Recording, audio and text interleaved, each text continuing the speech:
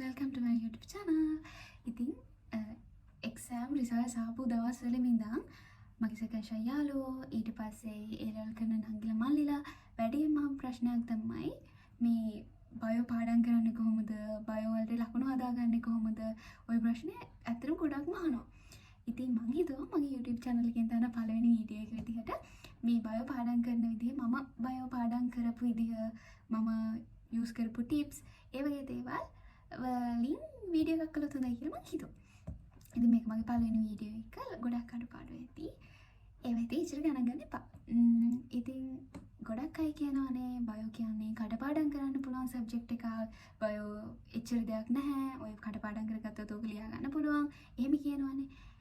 ඇත්තටම එක අතකට ගත්තොත් බයෝ කියන්නේ කඩපාඩම් කරන්න පුළුවන් සබ්ජෙක්ට් එකක් තමයි.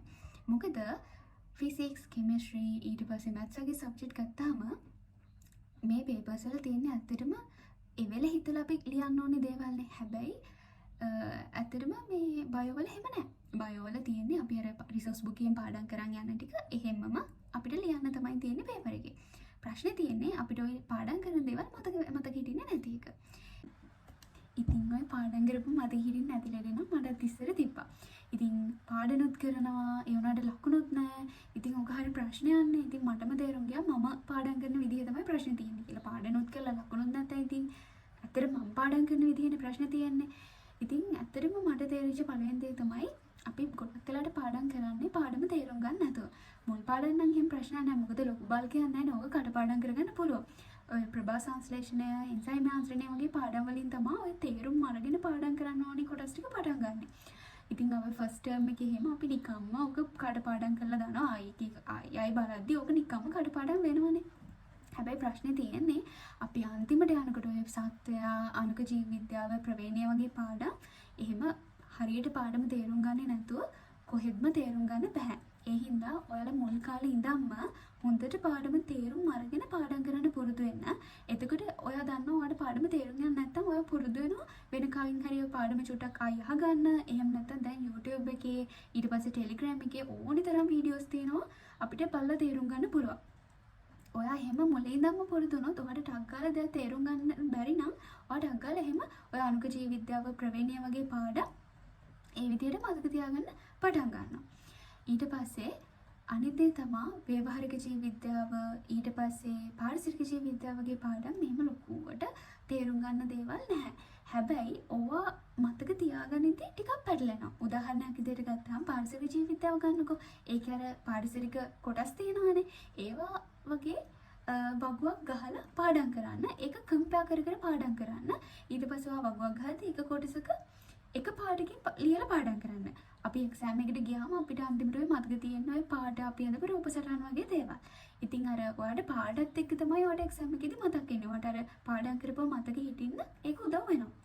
ඒ හින්දා මතකතෝ ඒවා පාඩම් කරද්දී වගුවක් ගහලා එක කොටසක් එක පාඩකින් ලියලා ඒක අනිත් කොටස එක කම්පෙයාර් කර කර පාඩම් කරන්න. එතකොට ඔයාලට අර නිකම්ම ඔය කටපාඩම් කරනවට වඩා මතක හිටිනවා වැඩි. ඊට පස්සේ ව්‍යවහාරික ජීව විද්‍යාව ගත්තොත් නම් අන්තිම පාඩමනේ ඔක. එතකොට ගොඩක් වෙලාවට ක්ලාසස් වල ඔක හරියට කරන්නේත් නැහැ. ඊට පස්සේ කරන්න ඇත්තටම වෙලාවක් නැහැ. ඒ හින්දා ඔයාට අර ඉවර තියෙන වෙලාවල් වල ඔය පාඩම නිකන් කියව ගන්න. එතකොට ඔයාට අන්තිමට මේ ඔය පාඩමේ අලුතින්ම බලන දෙයක් නැති වෙනවා. ඔය පාඩම ඇත්තටම නිකම්ම කියව ගන්න පුළුවන්. ලොකුවට මේ පාඩම් කරන්න දෙයක් නැති පාඩමක්. ඒ හින්දා ඒ වගේ පාඩම් ඔයාලට තනියෙන්ම චුට්ටක් කියවලා තේරුම් ගන්න පුළුවන්. අනිත් දේ තමයි අපි පාඩම් කරන්නේ රිසෝස් බුක් එකනේ. ඉතින් ওই රිසෝස් බුක් එකේ තියෙන විදිහටම තමයි අපේ මාකින් ස්කීම් එක හැදෙන්නේ. ඔය ඩෙෆිනිෂන් ගත්තාත් ඔය හැමදේම ගත්තාම ඕකේ තියෙන විදිහටම අපි පේපර් එකේ ලියන්න ඕනි. එහෙම නැත්නම් අපිට ලකුණු හම්බෙන්නේ නැහැ. ඔය වචනයක් හරි වෙනස් වුණොත්. ඉතින් මම ඕක ඔය විදිහටම පාඩම් කරන්න ටිකක් අමාරු වෙන්නේ. ඉතින් මම කරපු දෙයක් තමයි ඔය එහෙම අර ඒ විදිහටම ලියන්න ඕනි කොටස් ටික තියෙන්නේ ඔය ඩෙෆිනිෂන් එහෙම. ඒව මම පාඩමින් පාඩම වෙනම පොතක ලියාගත්තා. එතකොට එක්සෑම් එකට කලින් දවසේ මම ඔය ටක් ටක් ගාලා අපිට ඔය මිස් වෙන වචන එහෙම තියෙන ඒවත් හයිලයිට් කරගෙන ඒව ටක් ටක් ගාලා එක්සෑම් එකට කලින් දවසේ පාඩම් කරගෙන ගියා. එහෙම නැත්නම් අපිට ඔය පොත පෙරලන්න ඊට පස්සේ ඕවා හොයන්න සමහරවිට අපිට මිස් වෙන්නත් පුළුවන් නේ. ඒක නැවතෙනවා අපි එහෙම අර ලියාගෙන තිබ්බාම. ඊට පස්සේ ඔයාලට අර ටක් ගාලා අමතක වෙන දේවල් තියෙන්නේ. අපිට එහෙම ඔය සමහරලාට මොන හරි අමතක වෙන්න පුළුවන්. අන්න ඒ වගේ දේවලුත් එහෙම වෙනම ලියලා තියාගන්න. පාඩම් කරද්දී ඔයාට ඒ කොටසට ඔයාට රූප සටහනක් එහෙම අඳින්න පුළුවන් නම් මොකක් හරි graph එකක් ගාලා එහෙම මතක තියාගන්න පුළුවන් නම් ඒ විදිහට කරන්න. මොකද අපිට exam එකට දවසේ අපිට තියෙන බයට කලබලයට අපිට අන්තිමට මතක තියෙන්නේ ওই ටික තමයි. ඉතින් අනිත් වැදගත්ම දේ තමයි papers කරන එක. අපි බයෝ කොච්චර කරත් අපි බයෝ ප්‍රැක්ටිස් කරන්නේ papers කරලා. ඉතින් මේ papers කරන එක නම් හරිම වැදගත්. මුලින් ඉඳන්ම papers කරන්න ඕනේ අපි. පාස් papers කරන විදිහ මම පාස් papers කරපු විදිහ මම වෙනම වීඩියෝ එකකින් කරන්නම්. මොකද මේකට ඒකත් කියන්න ගියොත් මේ වීඩියෝ එක ගොඩක් දිග වෙනවා.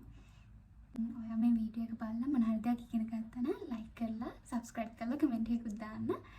මේ ඒ වගේම ඔයගේ ආඩුවටත් බලන්න share කරන්න. මොකද එයාත් සමහර විට මේක බලලා මොන හරි දෙයක් ඉගෙන ගනී. එහෙනම් thanks for watching. Bye.